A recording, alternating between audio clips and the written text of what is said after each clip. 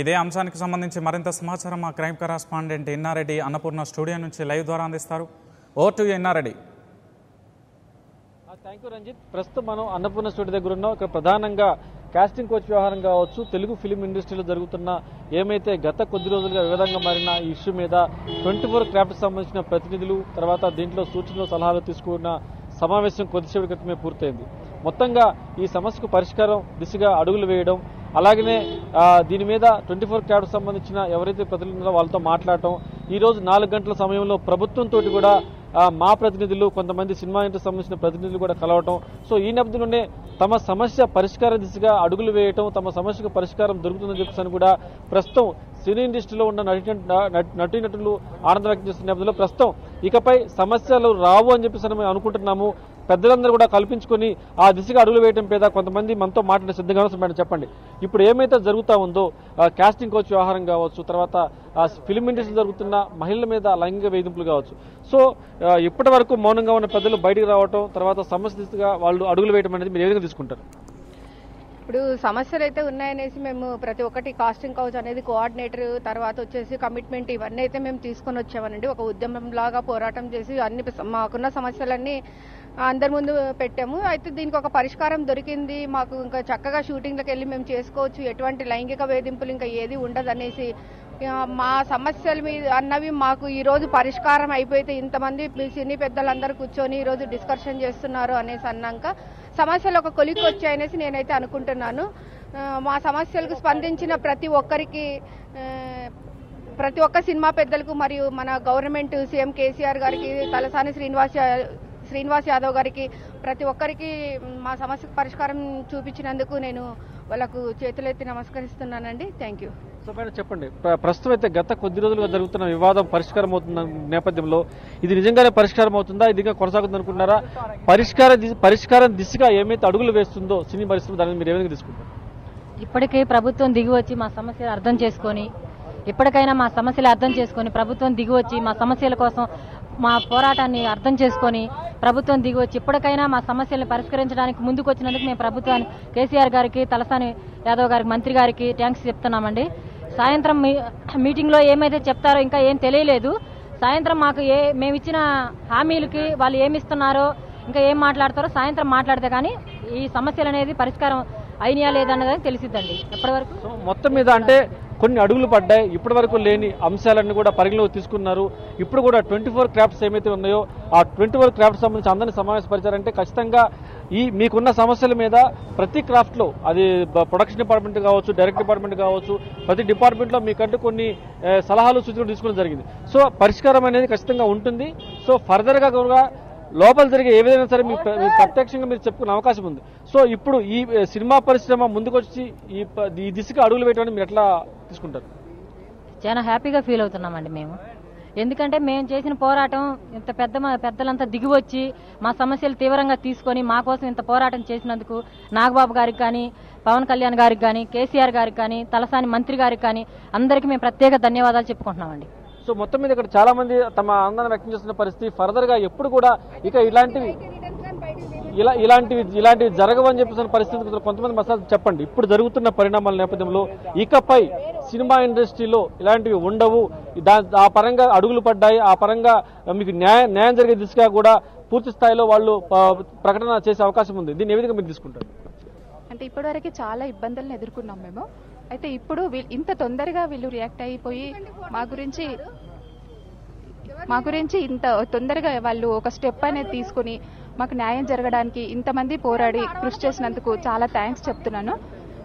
తర్వాత ఇటువంటి ఇంకెప్పుడు కూడా మాకే కాకుండా ఇక ముందు వచ్చే వాళ్ళకి కూడా ఇటువంటి ప్రాబ్లమ్స్ ఉండకూడదు అని.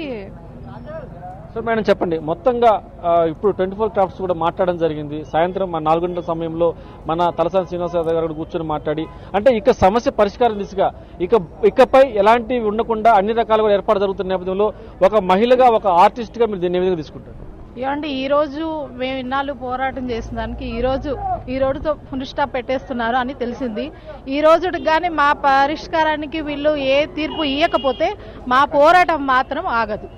మేమైతే గవర్నమెంట్ వరకు తీసుకుపోతాము. ఆల్రెడీ కేసీఆర్, తలసాని యాదవ్ కూడా వస్తున్నారు. మా పోరాటం అయితే ఆగదండి. ఈ రోజుతో మాకు ఫుల్ స్టాప్ పెట్టేయాలని మేము అనుకుంటున్నాం. ఇదండి. సో మొత్తం మీద అంటే వీళ్ళు కోరుతుంది కూడా ఒకటే, ఇప్పటి వరకు తాము ఏమైతే కోరుకున్నామో ఆ దిశగా పరిష్కారం దిశగా అడుగులు పడుతున్నాయి. వాళ్ళు నిన్న ఏవైతే పవన్ కళ్యాణ్ గారు ఎప్పుడైతే యాక్టివ్గా ముందుకు వచ్చారో, ఆయన వచ్చి ఈ సమస్యకు పరిష్కారం అయ్యే దిశగా దీన్ని ఖచ్చితంగా యాక్షన్ పెట్టాలని చెప్పేసి అంటాం. దాని మీద 24 క్రాఫ్ట్స్ ఏమైతే ఉన్నాయో వాళ్ళతో సమావేశం ఏర్పాటు చేయటం, అలాగనే ఫిలిం ఇండస్ట్రీలో ఉన్న పెద్దలందరూ కలిసి కూడా ప్రభుత్వంతో కూడా చర్చలు జరిపి ఎక్కడెక్కడైతే అంటే 24 క్రాఫ్ట్స్ అంటే ఒక సినిమా తీయాలంటే కీలక భాగస్వామ్యమైన డైరెక్షన్ డిపార్ట్మెంట్ కావచ్చు, తర్వాత నిర్మాత మండలి కావచ్చు, అలాగే టెక్నికల్ డిపార్ట్మెంట్ కావచ్చు, అలాగే ఆర్ట్ డిపార్ట్మెంట్ కావచ్చు, ఇలా మొత్తం 24 క్రాఫ్ట్స్ సంబంధించిన ప్రతినిధులు ఇక్కడ ఉన్నారు. వాళ్ళు కొన్ని సలహాలు సూచనలు ఇచ్చారు. ఆ సలహాలు సూచనలు ఏమైతే ఉన్నాయో, గతం అయితే ఇప్పుడు మహిళల దగ్గర నుంచి ఏమైతే సూచనలు సలహాలు వచ్చినాయో వీటన్నిటినీ పరిగణలో తీసుకుని మొత్తంగా ప్రభుత్వం దృష్టికి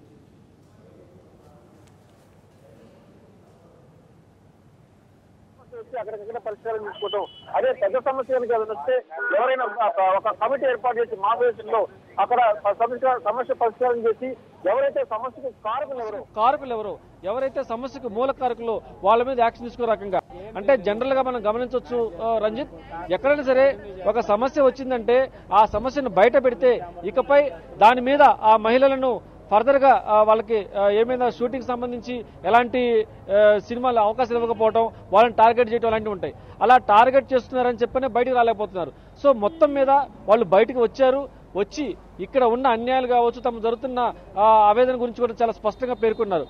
దాని తర్వాత జరుగుతున్న పరిణామాలు అంటే దాన్ని పరిష్కరించడానికి ఫిల్మ్ ఇండస్ట్రీ దిగొచ్చి వాళ్ళు ఏ విధంగా ఎక్కడెక్కడ సమస్యలు ఉన్నాయి, ఏ విధంగా పరిష్కరించాలి, ఏ డిపార్ట్మెంట్లో ఒకవేళ సమస్య వచ్చినప్పుడు ఎవరిని కలవాలి, ఆ సమస్య పరిష్కారం దిశగా ఏ విధంగా ముందుకెళ్లాలి, దాంట్లో సలహాలు సూచనలు. ఇప్పుడు మహిళలకు సంబంధించి వాళ్ళు గత కొద్దిలో కొన్ని సూచనలు చేశారు. అంటే వాళ్ళకి ఏ విధంగా అంటే సినిమా స్పాట్లు ఎలా ఉండాలి, షూటింగ్ స్పాట్లు ఎలా ఉండాలి, ఈ కోఆర్డినేషన్ సిస్టమ్ ఎలా ఉండాలి, దాంట్లో ఎక్కడ కూడా అంటే ఒక సినిమా తీస్తున్నప్పుడు సినిమాకి సంబంధించి క్యారెక్టర్ సెలక్షన్ కావచ్చు, దాంట్లో నటించే నటీనటుల సెలక్షన్ కావచ్చు, ఇదంతా కూడా ఓపెన్ గా రికార్డెడ్ గా ఉండాలి. అంటే ఫర్దర్ గా వాళ్ళకు ఇక్కడ వీళ్ళు సెలక్షన్ చేస్తున్నారు, వీళ్ళలో టాలెంట్ ఉంది, వీళ్ళని అపాయింట్ చేసుకున్నాము అంటే గానీ గుట్టు చప్పుడు కాకుండా మూడో కంటి తెలియకుండా జరుగుతున్న వ్యవహారాలని కూడా బట్టబయలు కాకుండా బట్టబయలు కావాలంటే మాత్రం ఏదైనా సరే ఒక క్లారిటీగా ప్రతి ఇష్యూ కూడా ఓపెన్ గా ఉండాలంటే తమిళనాడు గవర్నమెంట్ లో ఒక చట్టం తీసుకొచ్చారు. అంటే ఎక్కడైనా సరే ఒక సినిమా షూటింగ్ సంబంధించి సెలక్షన్స్ జరుగుతున్నాయంటే ఖచ్చితంగా వాళ్ళు ఆన్ రికార్డ్ సెలెక్ట్ చేసుకుంటారు.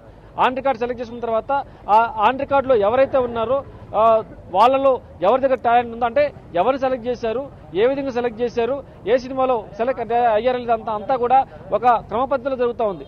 అదే రకంగా మన తెలుగు ఫిల్మ్ ఇండస్ట్రీ కూడా ఏమైతే ఆరోపణలు వస్తున్నాయో ఈ ఆరోపణల నేపథ్యంలో ఫర్దర్ గా ఎలా ఉండాలి, ఏ విధంగా ముందుకు నడవాలి, క్యాస్ట్ కౌచింగ్ వ్యవహారంలో ఏ విధంగా మహిళలకు లైంగిక వేధింపులు జరుగుతూ ఉన్నాయి, లైంగిక వేధింపుల కారణం ఎవరు, ఎక్కడ అయితే ఈ క్యాస్ట్ కోచింగ్ వ్యవహారంలో ఎక్కడైతే ఇబ్బంది పడుతున్నారో అన్ని మూలాలను కూడా వాళ్ళు గమనించి ఎక్కడ అన్యాయం జరుగుతుంది, ఎక్కడ వేధింపులు జరుగుతున్న దాని మీద పూర్తి స్థాయిలో వాళ్ళకు ఒక కంక్లూజన్ వచ్చింది. ఖచ్చితంగా వాళ్ళు నిర్ణయం తీసుకుంటున్నారు. దాని మీద వాళ్ళు 9 టీవీతో మాట్లాడి చాలా స్పష్టంగా ఎప్పటి వరకు తాము ఆందోళన చెందిన ఏమైతే ఉందో, ఇప్పటి వరకు తాము ఎక్కడ ఇబ్బంది పడ్డామో ఇకపై మాకు ఎలాంటి ఇబ్బందులు ఉండవు, ప్రభుత్వమే ఈ రోజు సినిమా పెద్దలతో సమావేశం ఏర్పాటు చేసి ఫర్దర్ గా జరగకుండా ప్రభుత్వం ఈ రోజు సమావేశం ఏర్పాటు చేసింది కాబట్టి ఇకపై మాకు ఎక్కడ ఎలాంటి ఇబ్బందులు తలెత్తవు, క్యాస్ట్ కోచింగ్ వ్యవహారం కానీ లైంగిక వేధింపులు ఉండవు, ఒకవేళ ఉన్నా కానీ దాన్ని పరిష్కరించే దిశగా పెద్దలు మాకు అండగా ఉన్నారన్న ఆ విషయం మీద మాకు ధైర్యాన్ని కల్పించగలిగారు. కాబట్టి ఖచ్చితంగా ఫిల్మ్ ఇండస్ట్రీలో ఈ కొత్త పరిణామం చోటు చేసుకుంది. తెలుగు ఫిల్మ్ ఇండస్ట్రీ ఇక ఎప్పుడు కూడా ఇలాంటి విషయాల మీద తావివ్వకుండా బయట వ్యక్తులు వచ్చి దీన్ని పరిష్కరించే దిశగా కాకుండా లోపల జరిగితే అక్కడికక్కడే పరిష్కారం చేసుకోవటం, ఎవరైతే కారకులుగా ఉన్నారో ఎవరైతే ఈ విషయంలో ఇబ్బంది పెడుతున్నారో వాళ్ళ మీద యాక్షన్ తీసుకోవటం, తర్వాత బాధితురాల పేరు బయటకు రాకుండా దీని మీద ఒక ప్రణాళికాబద్ధంగా వెళ్లడం అనే దాని మీదనే ప్రముఖంగా వీళ్ళందరూ కూడా యాక్షన్ ప్లాన్ తయారు చేసుకున్నారు. మొత్తం మీద సెక్రటేరియట్ లో జరగబోయే మీటింగ్ లో పూర్తి స్థాయిలో దాని మీద గైడ్ లైన్స్ పూర్తి స్థాయిలో వచ్చే అవకాశం ఉంది. అంటే ఈ 24 క్రాఫ్ట్స్ సంబంధించి కావచ్చు, రేపొద్దున మా అసోసియేషన్ సంబంధించి ఒక కమిటీ ఏర్పాటు చేస్తున్నారు లీగల్ గా సుప్రీంకోర్టు ఉన్న గైడ్ లైన్స్ ప్రకారం. సో అది ఏ విధంగా చేయబోతున్నారు, ఇప్పటికే స్టేట్ ఇష్యూలో నేషనల్ హ్యూమన్ రైట్స్ కమిషన్ సుముటగా తీసుకొని నోటీసులు జారీ చేయడం జరిగింది. ఆ నోటీసులకు రిప్లై ఇవ్వడం జరిగింది. అలాగనే ఈ రోజు ప్రభుత్వం జరిగే చర్చలకు సంబంధించి ఇవన్నీ కూడా ఈ రోజు ఏమైతే చర్చలకు వచ్చాయో గతంలో మహిళలు ఏ విధమైన అంశాలు లేవనెత్తారో, ఏ విధంగా మహిళలకు సెక్యూరిటీ ఇవ్వబోతున్నామన్న దాని మీద పూర్తి స్థాయిలో ప్రభుత్వం చర్చలు జరిపి ప్రభుత్వం దగ్గర అన్ని అంశాలు పెట్టిన తర్వాత దానికి సంబంధించిన కంక్లూజన్ వచ్చే అవకాశం ఉంది. ఏదైనప్పటికీ ఇవన్నీ కూడా తెలుగు మహిళలకు శుభపరిణామం చెప్పేసి కూడా చాలా స్పష్టంగా చెప్తా ఉన్నారు రంజిత్. మరి ఇన్నారెడ్డి, అదేవిధంగా అన్నపూర్ణ స్టూడియోలో పవన్ కళ్యాణ్ హాజరు కాకపోవడానికి కారణం ఏంటి? భద్రతా చర్యలనే ఓ వైపు చెప్తున్నప్పటికీ అన్నపూర్ణ స్టూడియోకి పవన్ రాకపోవడానికి వేరే కారణాలు ఏమైనా ఉండొచ్చా?